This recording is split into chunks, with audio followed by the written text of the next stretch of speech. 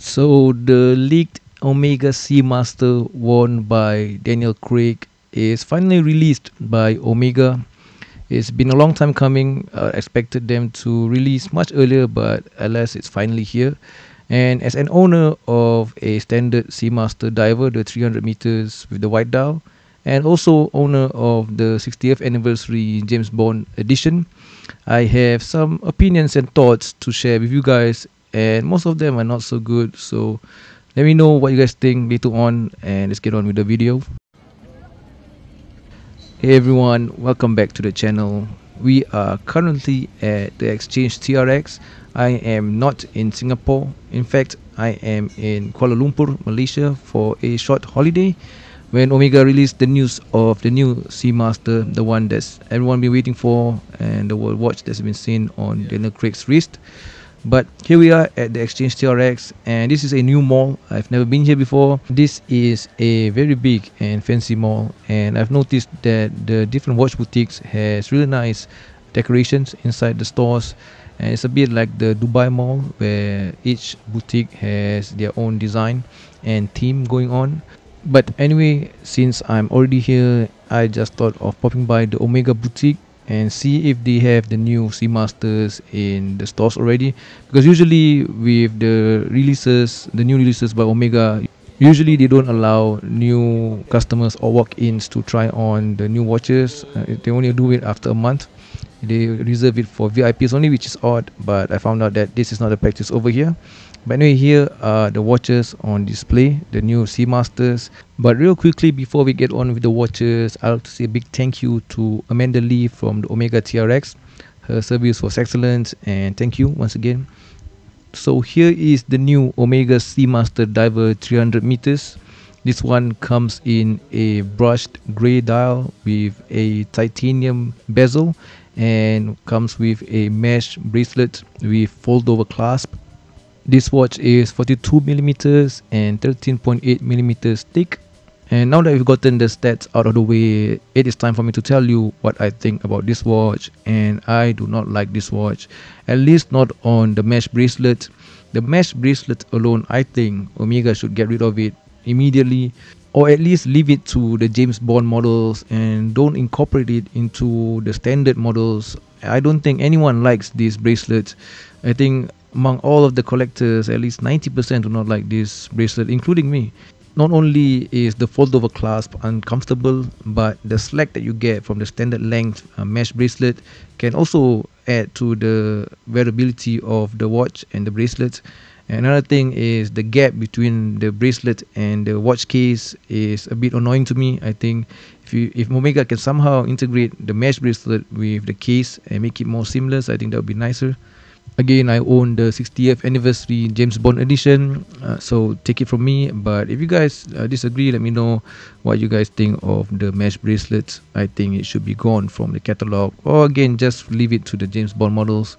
Now, this new Seamaster also comes in a brand new shade of rubber strap, this grey shade, which I think is really nice, and it also comes in a deployant. The grey rubber strap really adds the much needed contrast to the watch, because if it's with the mesh bracelet, I think the whole watch is just one tone of shade of grey, and it looks like chainmail to me. It doesn't have any character or personality. This shade of grey, if you look here, it really nice. It brings the watch alive, if you know what I mean. And if I were to get the new Seamaster, this would be my pick over the other variants.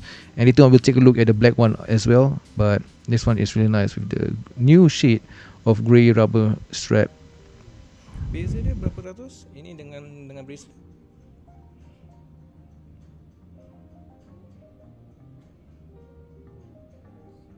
And here's the watch that has been seen on Daniel Craig's wrist a few times. This is the black dial version of the Seamaster Diver 300 meters. The only difference between this one and the grey dial variant is that on this one you get the classic Seamaster waves motif on the dial, and the bezel on this one is aluminum as compared to titanium on the grey one. But everything else is virtually identical. This one with the black dial and black bezel looks much better with the bracelet, But again, the bracelet in itself, I don't think it should be continued.